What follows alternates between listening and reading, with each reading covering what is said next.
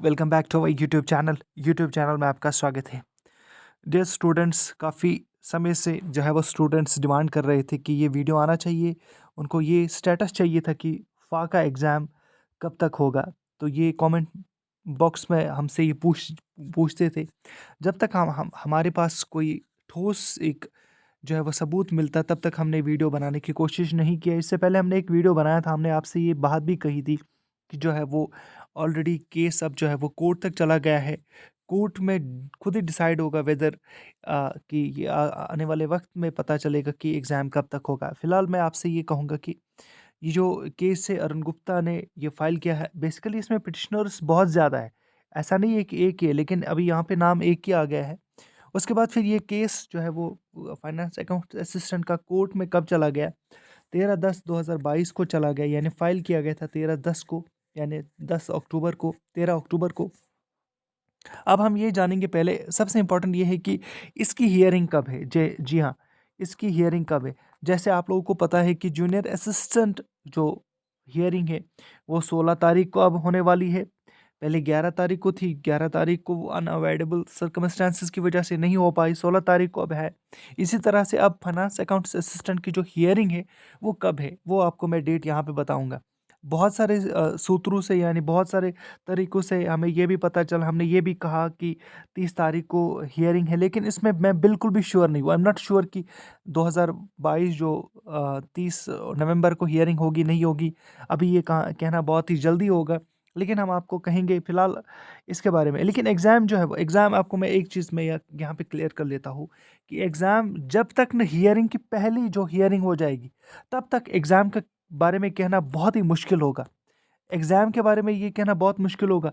हम लोग कह रहे हैं कि 30 तारीख को हियरिंग है। फॉर एग्ज़ाम्पल मान ही लेते हैं अब 30 तारीख को हियरिंग है, 30 नवंबर को, हम मान लेते हैं। लेकिन 30 नवंबर को ही ये डिसाइड नहीं हो सकता है कि वो एग्ज़ाम दिसंबर में होगा, एग्ज़ाम जनवरी में होगा, एग्ज़ाम फरवरी में होगा। अगर 30 तारीख को उसके बाद फिर अगर इसको स्टे लग गया, तो फिर इसमें जो है वो टाइम लग सकता है। इसमें 2 महीने भी लग सकते, 3 महीने भी लग सकते, 4 महीने भी लग सकते, कोई ऐसा नहीं है।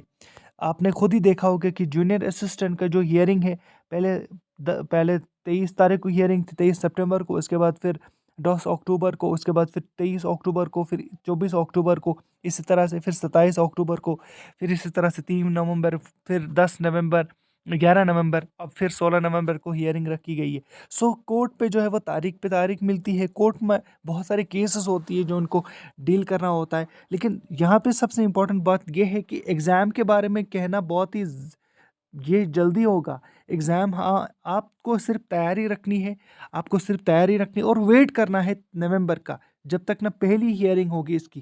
पहली हियरिंग मान लेते हैं, क्योंकि यहाँ पे अगर आप कहोगे कि पता नहीं ये क्यों नहीं कह रहा है कि हियरिंग के बारे में, देखिएगा, present next list date not fixed, अभी तक फिक्स नहीं की गई है, तो मैं कैसे आप लोगों को हियरिंग के बारे में कहूँगा? ये बिल्कुल भी, मैंने आपको 30 तारीख इसलिए कहा क्योंकि मैंने सुना था खुद कि 30 तारीख को हियरिंग होने वाली है। लेकिन जब तक ना हमारे पास एक पूरा एक डॉक्यूमेंट होगा, हमारे पास ये डॉक्यूमेंट है, इस डॉक्यूमेंट में अभी तक इसको लिस्ट नहीं किया गया है। ऑफ़िशियल वेबसाइट पे ये लिस्ट नहीं किया गया है। जब तक ना हम लिस्ट खुद देखेंगे अच्छी तरह से, तब तक हम नहीं कह सकते कि हियरिंग कब होने वाली है। हाँ, ये बात कहना बहुत ज़रूरी है यहाँ पे कि एग्ज़ाम जो होगा वो आफ्टर जो कोर्ट केसेस के बाद में एग्ज़ाम होने की चांसेस बहुत ज़्यादा है। कोर्ट केसेस ख़त्म हो गए, एग्ज़ाम आपका हो जाएगा। री एग्ज़ाम होने में कोई ज़्यादा टाइम नहीं लगाता है, जे केसेस भी।